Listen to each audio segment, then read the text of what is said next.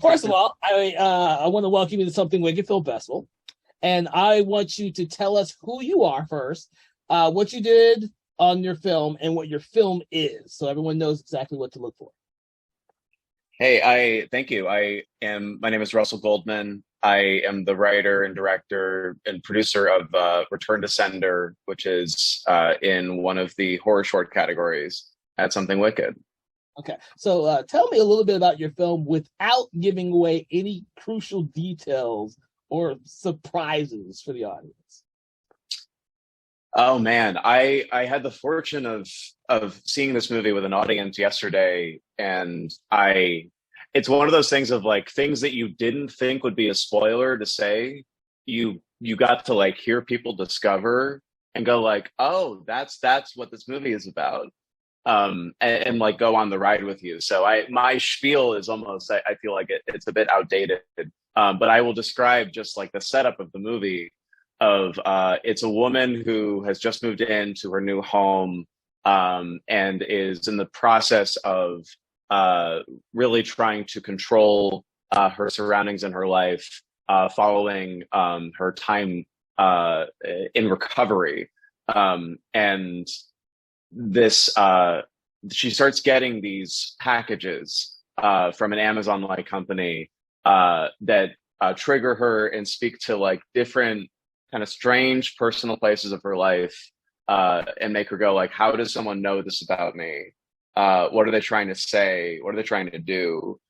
So we go on that journey and what she thinks is happening to her, the definition of that like keeps changing, and the intensity keeps changing. And she goes ultimately through some pretty drastic measures to protect herself. I think I said everything that I could without spoiling it. Yes, don't spoil too much. Okay. Yeah. So what was the inspiration for this film? I mean, what was the background or inspiration for the film? So, God, it must have been like a year and a half ago. I buy a Valentine's Day gift for my partner, and I buy it online, and I get the notification, get the email from the company that it's at my door. And it's still, I remember even just, it was that part of COVID where, like we knew that like momentary interactions with the delivery person, like were fine, but there's still like, you can leave things outside. Like that had become, I think, pretty standard. So I picked the box up and it was a piece of clothing I remember that I had ordered. And I noticed on the edges that the box had been mangled with, but it was still fully sealed. So like, okay, so maybe it just got roughed around in the truck or something. And I open it and it is these used shin guards. They're like stained and disgusting. And I realized they're in my hand, and I immediately dropped them. And I had that moment of like, wow, I opened my door to something that I thought was one thing, turned out to be something completely different. And I was living alone at the time, and like there was an element, as irrational as it kind of sounds, of like, oh God, like I feel like my space has been violated in a certain way. And I was like, that's an experience that stayed with me. Around the same time, I worked, and this is how coincidences I feel like are the impetus of like, if you hear it in the world, then like you feel like there's something here and there's a story to tell. I work with one of the people that produced this movie, Jamie Lee Curtis, and her sister had just received walking sticks delivered to her that she did not order. And she said the strangest thing about it is that I needed walking sticks, and I might have even looked up at some point that I was curious to maybe see a couple different options or models. Maybe one day I'd buy them, but then somebody bought them for her, and she never figured out why. And she could never find any trace of anything in her name.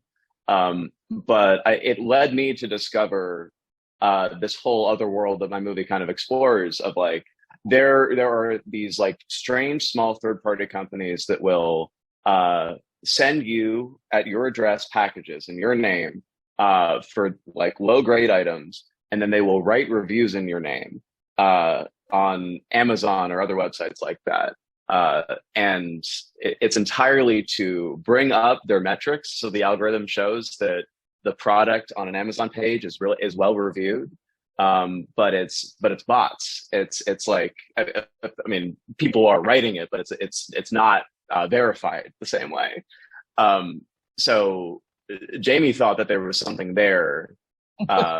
And I had just gone through that very strange Shin Guards experience. So I remember just the visceral feeling that I felt I could adapt into a story. And then that was the impetus for Return to Sender. I thought a lot about who would be affected the most by something like this entering their home, where an outsider would just go like, it's just a package.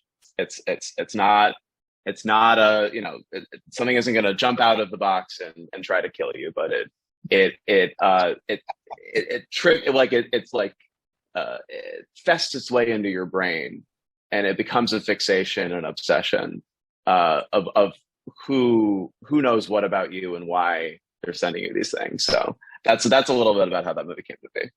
Well, that's very interesting because and I might blur some of these questions altogether because now you're aspects of it. One of the things I liked about the movie is because it has a very claustrophobic feel, because you actually just relied on mostly Allison Tolman for most of the movie. So what I want to know is, you know, was the story like developed during or developed and or shot during the whole COVID thing, and you were trying to do a film in which limited your amount of actors and stuff? Or was it that's just the nature of the story as you wrote it, and then of course it was eventually produced? That's a great question. I think that it probably more subconsciously, I thought about a lot of the movies that I had seen made during COVID or dealt with COVID in some way. And I knew that I didn't want to do something on the nose about it, because I think that it's one of those things of like, everyone is living through it in their own way. And by the time you make a movie and it comes out, the world will look completely different. You don't know what it's going to look like exactly, but it will be different than how people were perceiving COVID at the moment or protecting themselves against it. But it's I suppose a convention of the genre that a lot of horror movies are made inexpensively. So you have one person in one house, maybe two people, and you have something that they are afraid of, that they can't fully see. Because that allows the viewer to imagine what's out there, and allows you to create just through the performer that you are working with, and the sound and the craft that you have, to make the viewer feel the same level of claustrophobia and tension. And I like that as an exercise. And at the same time, there are elements of the movie, like she's going to recovery meetings over Zoom, as I still know people are doing. Interviews, of course, still happen over Zoom. Like there's so much of our world that has moved online in a seamless way, that you could, if you were the kind of person who, like I think Allison's character, is not agoraphobic, is not afraid of the outdoors, but it's like, I can deal with shit myself. I can set up my wallpaper. I don't need my sister here. I don't need anyone else to kind of fester into my brain, and like she has a life that she wants to get back to. So it made a lot of sense to really just have it. It's mostly obviously just her in the movie, but if you find the right actor, then you almost never notice it, because you're so invested in what they're doing. So that was the goal with that, for sure. Yeah. Well, when you bring it up, I was like, okay, so I'll tell you this, because I like to tell a lot of people this. When I watch the films for the film festival, I never read the synopsis and I never watch the trailers. I just simply go in blind. So when I saw Allison Tolman as the star, I was like, whoa, I know her from Fargo. What's up with this? So it gave me I had this preconceived notion, having seen her in Fargo, but that her character in your film is completely different than the character in Fargo. and she carries the entire film, or the film is all based around her character. And so her character and your location create this weird little claustrophobic thing that keeps the whole film with this a bit of tension, because you never know what's really going on until the character knows. And Yeah. I don't know how your casting was for this, because I don't know how hard it was to get Allison Tolman in your film, or if she was just a natural fit for the film. But you could tell me a little bit about that, because that's very interesting, because your film relies on one actor to carry the whole thing. Yeah, 100%. And I knew that whether it was going to be someone like Allison or anyone, like I have, at least with short films, where I have some control over when they happen or how they will happen. It doesn't make sense to do a movie with a performer that you feel less than, not even just like, oh yeah, I know they can do it. You're just so excited. You had to be so excited to see what they're going to do on set. And what they might give you, because I love working with actors, including someone like Allison, who, like, whatever you imagine this character needs to go through in this moment, she's going to give you that, and then 5 other layers. She's going to find way more in that moment to pull from. Obviously, she did that on Fargo. Obviously, she does that in everything that she does. But when I started working on this, I brought it to my casting director, said, this is a proof of concept for something bigger. I'm curious to find an actor who it would be into this and into the genre. She had a relationship, my casting director, with Allison's manager. And that's when I learned that Allison is a huge horror nut, really loves the genre. It was our first discussions of, and this is, I'm trying to figure out how to do this without spoiling. She and I, before she even was like, yes, I'm in, let's set the dates, she was like, I really like this idea. And we just talked about the parameters of the world that would make sense for us to follow a character like this, so that we do not believe that she's, as another hallmark of the genre that I'm not as much a fan of, that you never believe that she's crazy. You never believe that this is not happening to her. This is all in her head. There has to be just enough reality to the situation, even if we're only in her home and we're seeing messages and we're seeing reviews, we're seeing boxes, that there is some tangible weight to this threat that is being posed against her that just grows and grows and grows and keeps getting bigger. And that, I think that's, I mean, I knew immediately from that she was going to, as I said earlier, just give what the character needed, and then 5 other layers. But it's so fun to go on the journey with her. I mean, every time I watch it, I just kind of get lost in her performance. Yeah. So how long did the film take? What was the production like? Was it was this a quick production because of the limit on characters, or was it a long process? How was it for you? Well, the movie is, I guess the final version is 18 minutes. There wasn't a much longer version on the table. Which sounds silly if you're making a short film. And I've certainly made a bunch of shorter movies in this one. But we shot for 4 days. Oh, okay. I really wanted to pay attention to the build of the story and get you invested in the character, and just and believing that this is happening, and just the right tempo that this could happen to you the same way it's happening to the character. That there's enough of the world that you see, so that you're not, I was concerned about jumping to the bigger, scary moments in the movie too early. I wanted to let the world breathe for a moment. And it's hard to, because it's a limited budget. It's crew that, you have a very fixed amount of time with, and everyone is running around to make the days possible. So you have to defend, even if it's smaller moments, or smaller character moments that aren't like the big scares or something. You have to know exactly like what the rhythm of the movie is and how it's going to build to the moment. So you can talk about a small moment of like her putting up wallpaper the same way that you talk about one of the bigger stunt moments or something, because it's all equal. And but yeah, I mean, certainly it was a house that had a broken air conditioning unit that we had to fix by the end of the first day. Shot in an LA summer, so that wasn't fun. It's not as bad as it might not be as bad as where you are, but it's not fun. It's very dry here.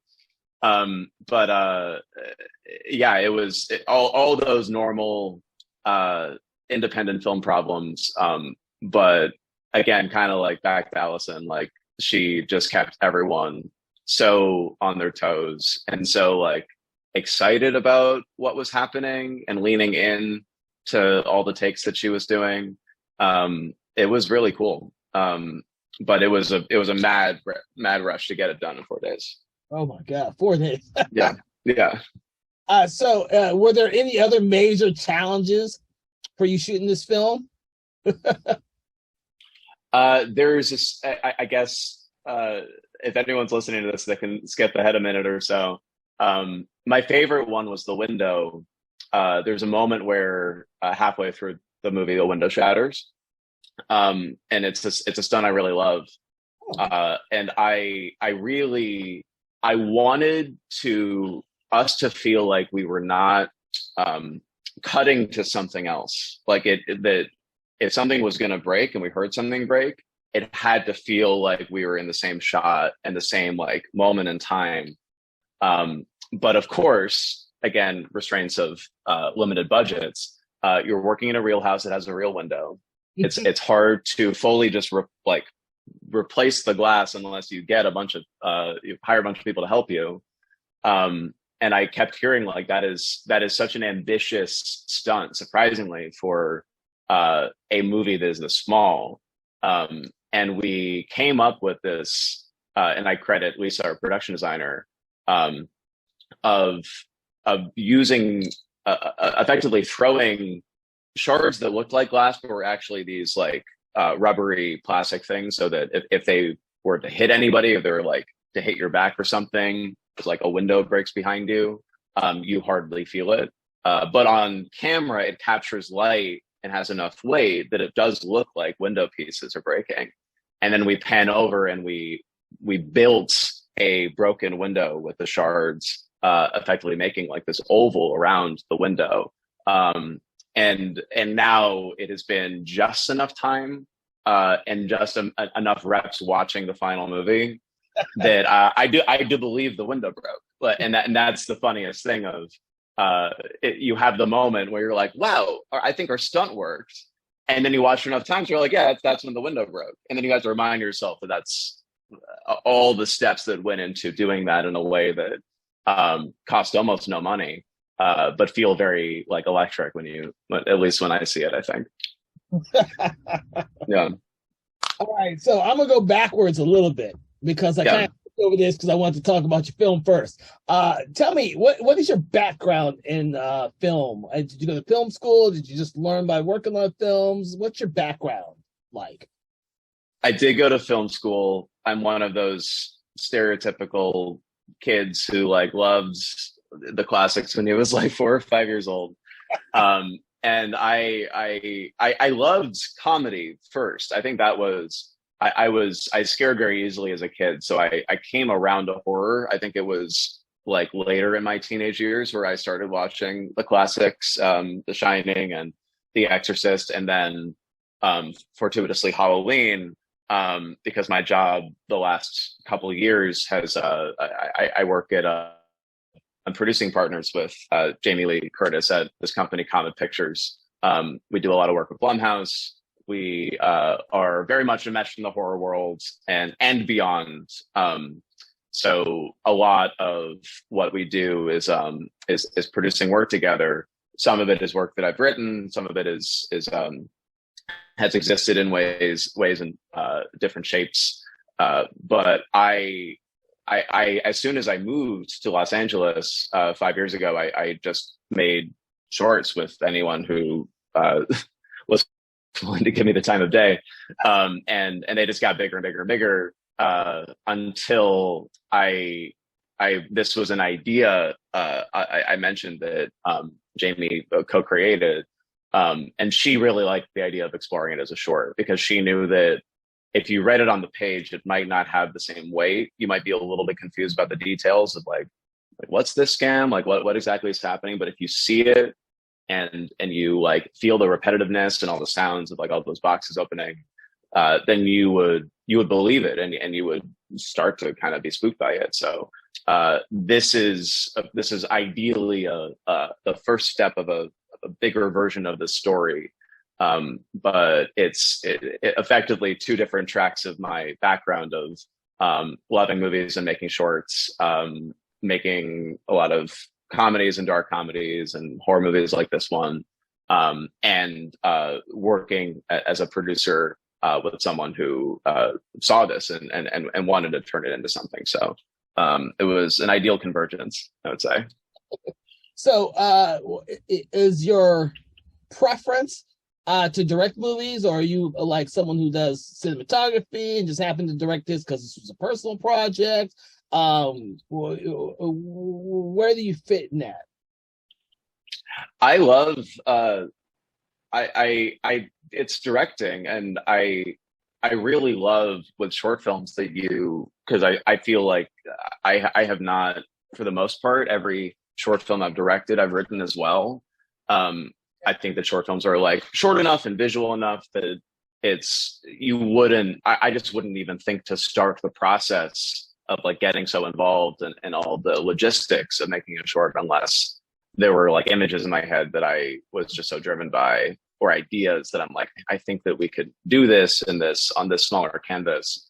But I obviously, I mean, between my job and I love every side of it. I'm a writer director at heart. I love producing work for other people. I produced a number of other short films over the last years that I did not write and direct. I obviously produced work through our company.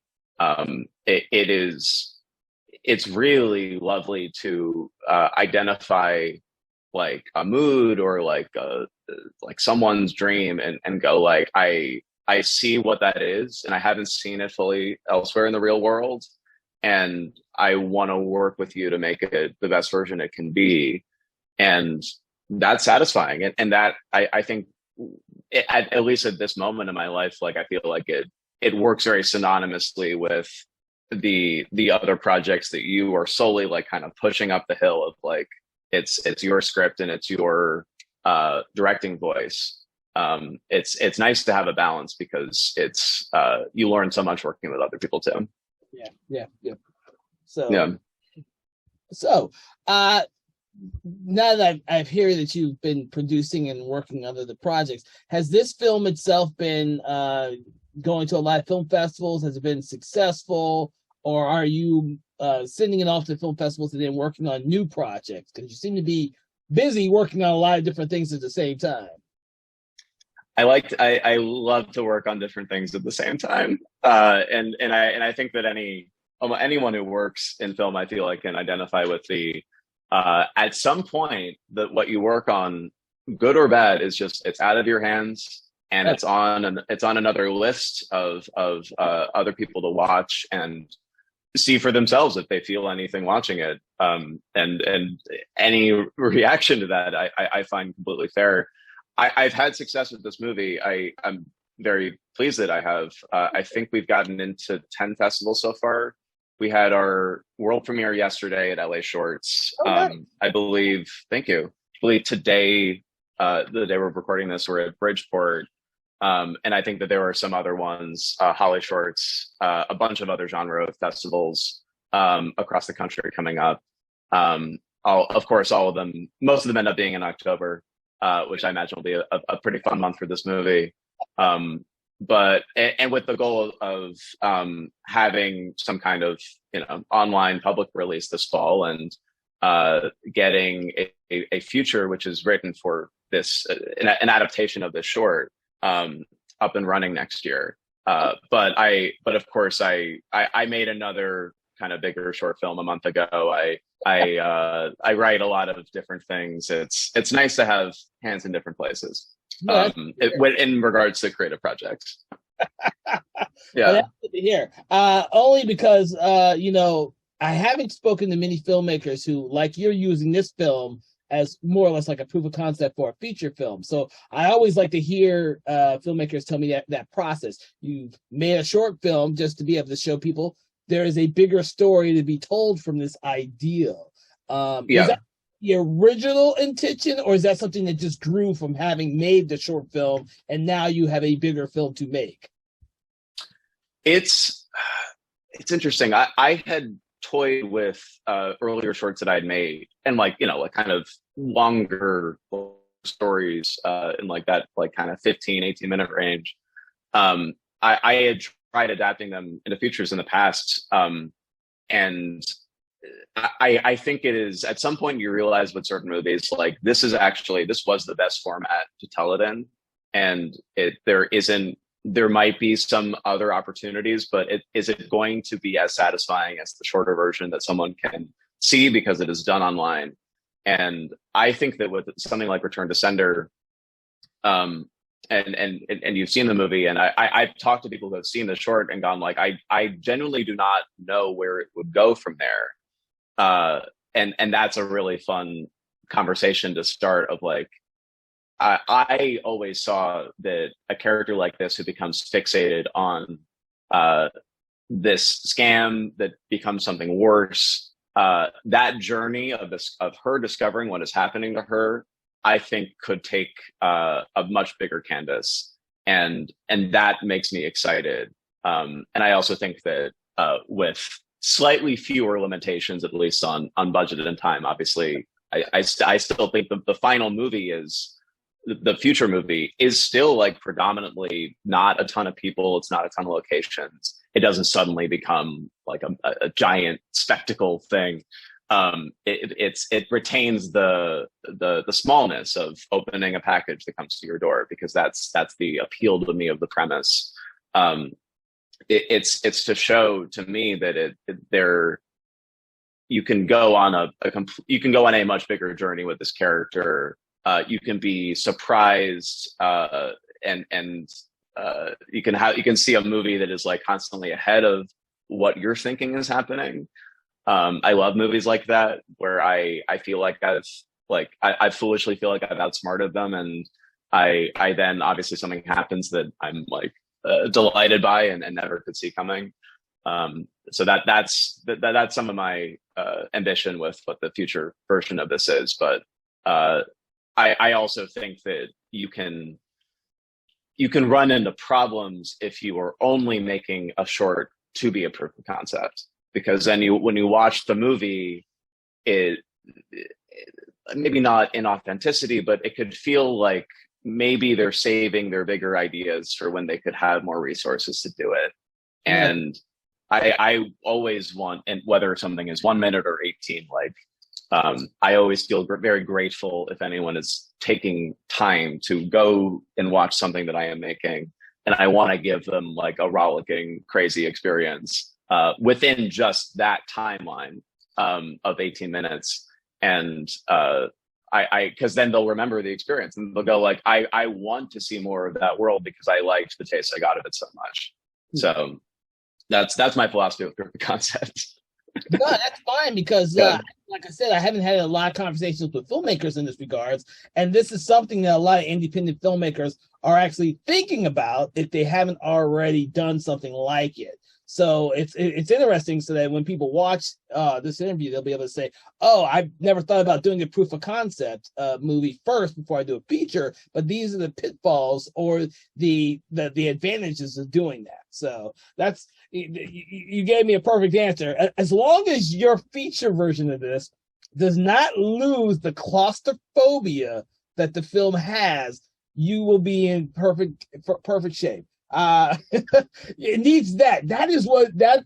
Other than the performances, obviously, it is that atmosphere that you have to retain for the feature version for it to be successful.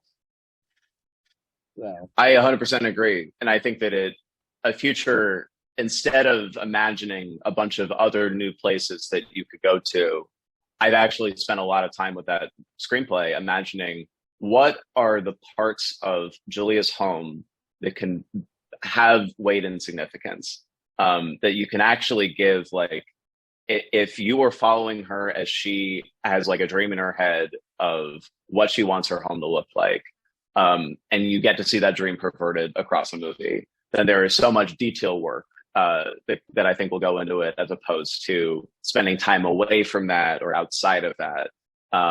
So I 100% agree. I will I'll let you know how we do.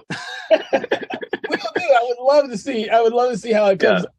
I've never been able to watch someone's short feature or short film then become a feature version. That would be very interesting for me, because I've never been able to see someone do that. I'm sure it's done, but none of the filmmakers I've thus far seen who have done a proof of concept have actually done the feature version yet. They're probably waiting to get the budget to do it, but I haven't seen anyone who's done it yet. So, I'm always looking forward to stuff like that. I love that. I love that kind of stuff. I mean, I remember when I saw, I feel like I often hear of the future of something like Whiplash, and then I hear that it was like, oh, that was a short film that Chazelle made, or something like that, and then you go back and you see the seeds of what they were doing, and it's so interesting. I find it so interesting to see the short after the future in some of those movies that have been expanded from shorts, because it's like you can tell how they grew with not just more resources, but like they saw that, in that movie, like with the drums and everything, like they just like they reached a certain level of intensity in the short, and they like brought it up to like, they times it by 10 for the future. And that movie, I think, does a really good job of the Whiplash short is all in like a rehearsal hall. So it has a little bit of that claustrophobia that you mentioned about Return to Sender. And Whiplash, like, it has more locations, but the way that he shoots it, you're always so close to the main character, or his teacher yelling in his ear, or the symbol of a drum that he's like he's torturing himself to hit just the right way at the right tempo, that it keeps the same tone, and I think that that's really amazing, and that's something that I'm thinking a lot about as we turn this into something bigger. Nice. So what I'm going to ask now is there any other, are you continuing to make your own shorts right now, or one of your projects other than this feature? Are you working on some features for other people? Are you working on your own feature other than a feature version of this? What is your next big project that you're kind of doing right now? I mentioned I made another short last month. That was something that, unlike a Return to Sender, where I originated a lot of the pieces for this as a short and had some ideas of where I wanted to take it as a feature, and have, after I shot this movie, as I was editing it, expanded those ideas into something that I thought made sense. There is I did the reverse of that with the movie that I made last month called Closing Time.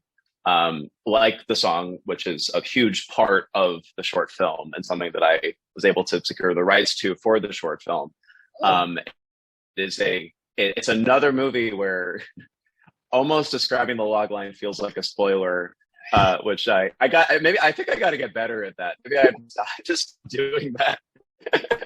But it's a college reunion. These friends getting together 6 years later. And it's the one friend that, we all kind of have some familiarity with, of like the guy that no one really talks to anymore, who still seems like a little too like kind of obsessed with the old days, the glory days, than everyone else who's moved on in their own ways.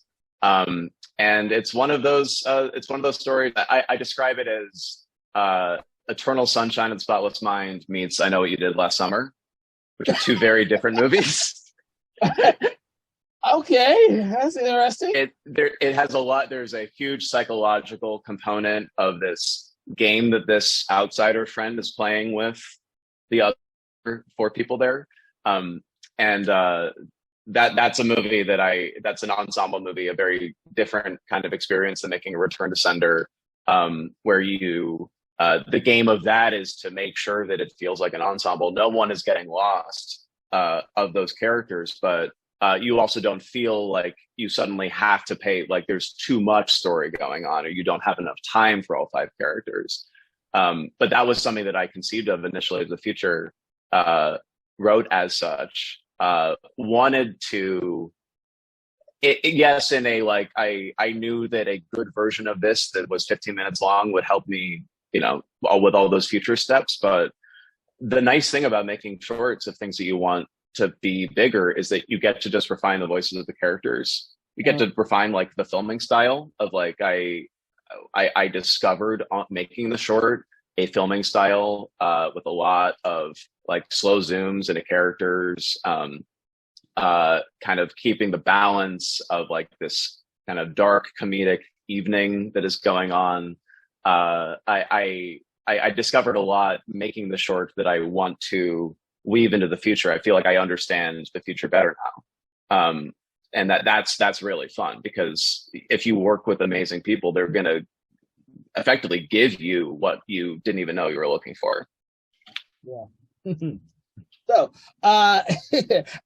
it's been a pleasure talking with you over this almost hour, but I do want you to tell us, someone who's watching your film or going to watch your film, what is something you want to tell the audience about your film before we go?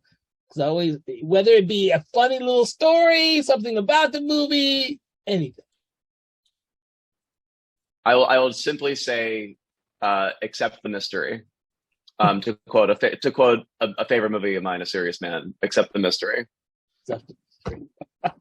All right. Well, I will say this: it's been a pleasure talking with you. And what I want you to know is I wish your film continued success, since it just had its world premiere. Continued success at film festivals. I kind of thought that it might have been playing a little longer. I didn't realize it's just now hitting its stride. So yes, continued success. And whenever the film goes to streaming and you want more people to see it, please send us a link. Send us a notice. We'll make sure to pass it on all of our social media sites so that more people get to watch it, because we're just here to help promote independent filmmakers and your films. So please, by all means, keep us in the loop, and we will continue to promote your film. So, well, thanks so much, man. I can't wait to see online all the other shorts that you guys have programmed. It was so cool discovering your festival on Film Freeway, and I love. I mean, every genre festival I've discovered, I feel like across the country has been. It's just been so. You meet people that love the genre so much, and love like what movies can do so much. So this was super fun, man. I appreciate your time, and looking forward to the rest. Well, thank you. And like I want to say is, like, we want to support our genre filmmakers, whether it's sci-fi, fantasy, experimental, all of that, because I used to do a film festival before this that was just an international film festival that kind of had everything but didn't focus on anything. I realized that I needed to find my identity as a film festival, and this seems to be the most satisfying one to people. So, yes, thank you on that one. And like I said, whatever other genre films you come up with, please send them our way. We'll be more than willing to take a look at them and screen them and all that kind of stuff to support independent films. Well, thank you so much. I appreciate that. I'm looking forward to everything to come. Thank you for all your support. You're welcome. And have a good weekend. You too, man.